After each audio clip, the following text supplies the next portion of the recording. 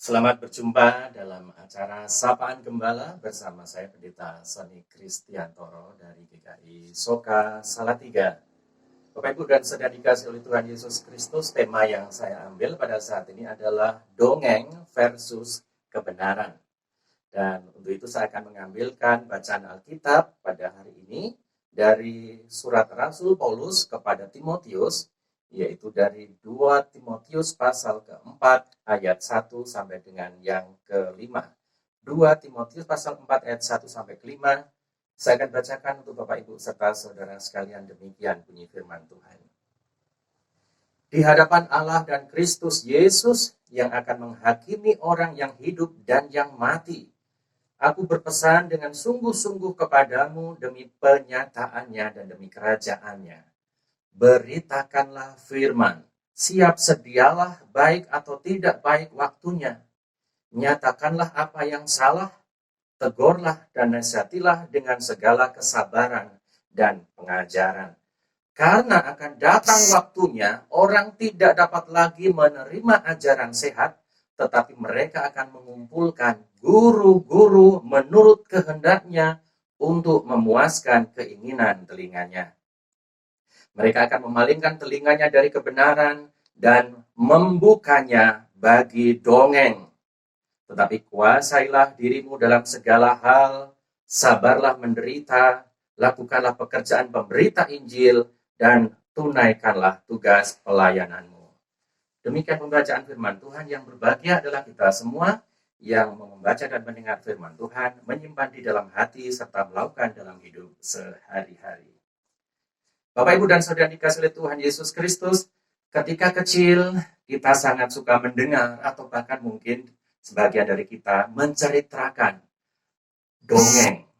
Dongeng bisa bermacam-macam, misalnya fabel, yaitu sebuah cerita dari dunia binatang yang digambarkan seperti manusia, mungkin juga legenda tentang tempat-tempat tertentu, hikayat, dan masih banyak lagi.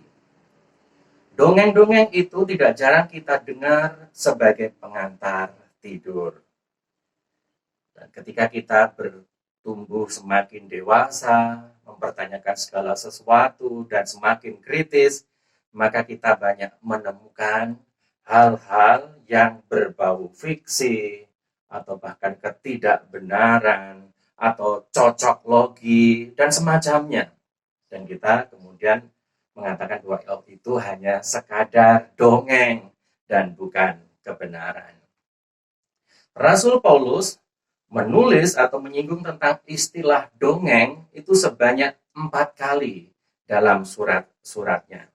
Nah, salah satunya ada di dalam bacaan Alkitab kita pada hari ini.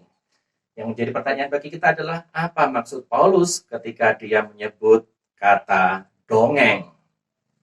Bagi Paulus, dongeng adalah ajaran-ajaran yang tidak sehat.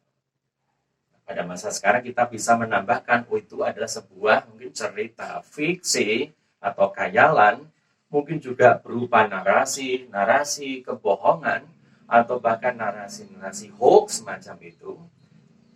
Paulus mengkhawatirkan bahwa narasi atau ajaran-ajaran semacam ini dapat mempengaruhi iman dan kehidupan jemaat. Makanya Paulus mempertentangkan kata dongeng itu dengan kata kebenaran. Maka dia tadi menyinggung dalam suratnya tadi, akan datang waktunya orang memalingkan telinga. Memalingkan bisa berarti juga menutup telinganya dari apa? Dari kebenaran, dan justru membukanya bagi dongeng. Dan kita tahu pada saat ini apa yang dituliskan Paulus pada ayat ketiga dan keempat tadi benar-benar sudah menjadi kenyataan, realita yang ada di sekitar kita. Di dalam era informasi dan komunikasi yang semakin canggih seperti sekarang ini, ditambah lagi dengan adanya pandemi COVID-19 yang membuat orang harus banyak berdiam di rumah, tidak tahu apa yang harus dikerjakan. Orang punya banyak sekali waktu luang, dan untuk itu membuka HP berselancar, ke situs-situs, ke YouTube dan sebagainya. Dan orang-orang mungkin juga termasuk kita atau keluarga kita, anggota jemaat kita, semua bisa mengumpulkan guru-guru dan pengajaran-pengajaran yang beraneka macam. Bahkan yang paling aneh sekalipun. Jadi mereka belajar dan berguru di media-media internet atau media sosial. Di satu sisi itu sesuatu yang mungkin juga memberi harapan bahwa apa yang kita ungkapkan seperti sapaan gembala ini bisa didengarkan oleh banyak orang dari berbagai macam denominasi yang ada. Bahkan bisa jadi tidak hanya lintas denominasi. Khotbah-khotbah, renungan-renungan bisa diterima secara lintas agama. Artinya bisa didengar oleh siapa saja.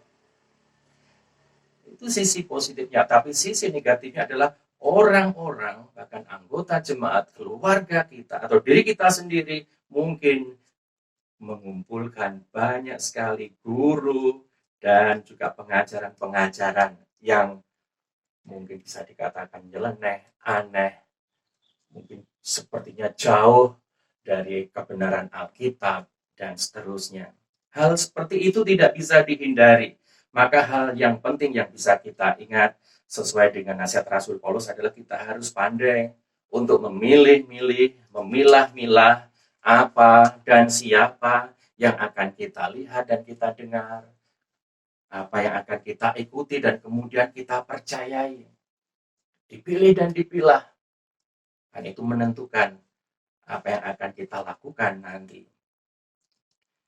Itu bagi anggota jemaat. Nah, bagi gereja, mulai dari gereja setempat, klasis, sinode wilayah, sampai sinode GKI, maka mereka harus semakin kreatif, inovatif, memanfaatkan segala macam metode, cara, dan hal-hal yang sangat canggih. Dan ini waktunya anak-anak muda untuk berkiprah di gereja. Dan gereja harus semakin gencar memberitakan firman Tuhan dengan baik dan bertanggung jawab, harus tetap mengerjakan tugas bagiannya, tugas pelayanannya. Siapkah kita untuk itu?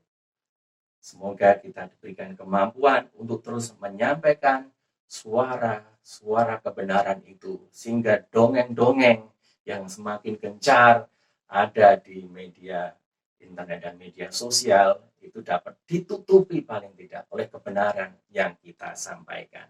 Amin. Mari kita berdoa. Tuhan Allah Bapa kami mengucap syukur untuk firman-Mu pada saat ini. Kami menyadari di tengah-tengah situasi pandemi COVID dan semakin majunya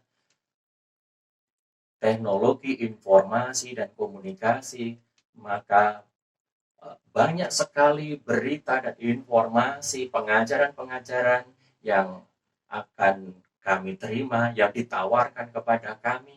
Kami bagaikan konsumen yang disuguhi berbagai macam produk yang begitu menarik, dikemas dengan begitu menarik, dan tanpa sadar kami pun menjadi konsumen yang tidak kritis. Untuk itu Tuhan, Engkau menolong kami, berikan kemampuan kepada kami untuk dapat memilih dan memilah dengan penuh hikmat apa yang kami dengarkan, apa yang kami lihat, apa yang kami ikuti dan kami percayai. Dan kami mohon kekuatan Tuhan untuk gereja Tuhan, mampukan gereja Tuhan GKI di setiap lingkupnya untuk dapat menyampaikan suara kebenaran itu dengan kreatif dan inovatif, menumbuh kembangkan iman jemaat sebagaimana yang Tuhan harapkan. Terima kasih Bapak. Inilah doa seruan dan harapan kami yang kemenekan hanya di dalam nama Tuhan Yesus Kristus. Amin.